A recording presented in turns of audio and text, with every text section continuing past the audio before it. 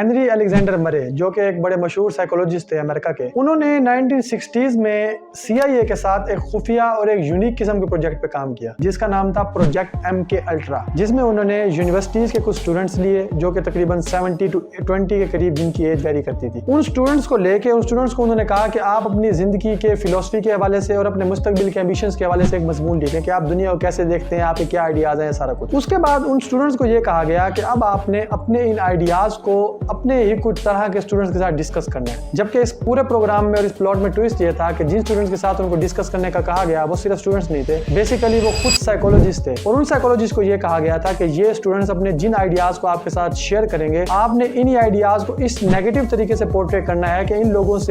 کے دلوں میں ان آئیڈیاز کے حوالے سے آپ نے ان بچوں کو بس دن کر دینا۔ تو خیر یہی کیا گیا کہ ان بچوں کو انہوں نے جو بھی اپنے آئیڈیاز شیئر کیے، جو انہوں نے اپنی زندگی کی فلسفی یوز کی، جو اپنی فلسفی شیئر کی، ان تمام سائنٹسٹ نے اسی فلسفی اور ان کے آئیڈیاز کو انہیں کے اوپر الٹ دیا، جس کا نتیجہ یہ نکلا کہ وہ تمام students almost 90% students of that group were traumatised, ان سب نے اپنے ان آئیڈیاز سے ہی بیزاری کا اظہار کر دیا کہ یار ہم یہ کیا سوچ رہے تھے۔ اس پورے گروپ میں ایک نوجوان تھا جس کا نام تھا ٹیڈ کیزیسکی، اس وقت اس کی عمر 17 سال تھی اور وہ ایک ایمرجنگ میتھمیٹیشین تھا اور اپنے آپ کو ایک پرومیننٹ میتھمیٹیشین کے طور پہ منوا چکا تھا اور یونیورسٹی میں پڑھا رہا تھا۔ جب اس کو اس کے آئیڈیاز کے اگینسٹ ایک انتہائی نیگیٹو رسپانس ملا،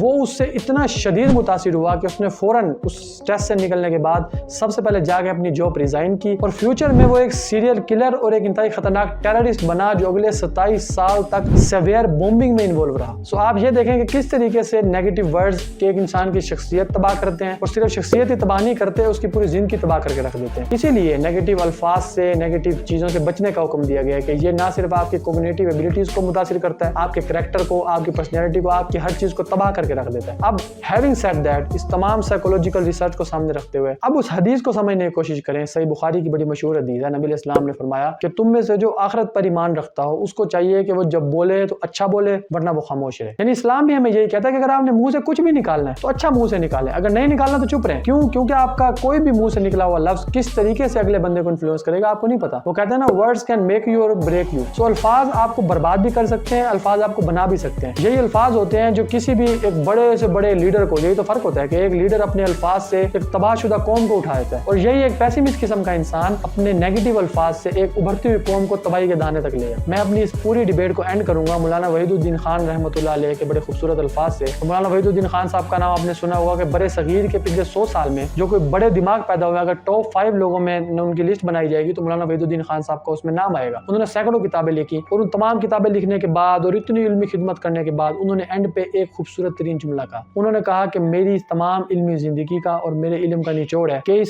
دنیا کی سب سے بڑی خیر مثبت سوچ ہے اور اس دنیا کا سب سے بڑا شر منفی سوچ ہے۔ Thank you.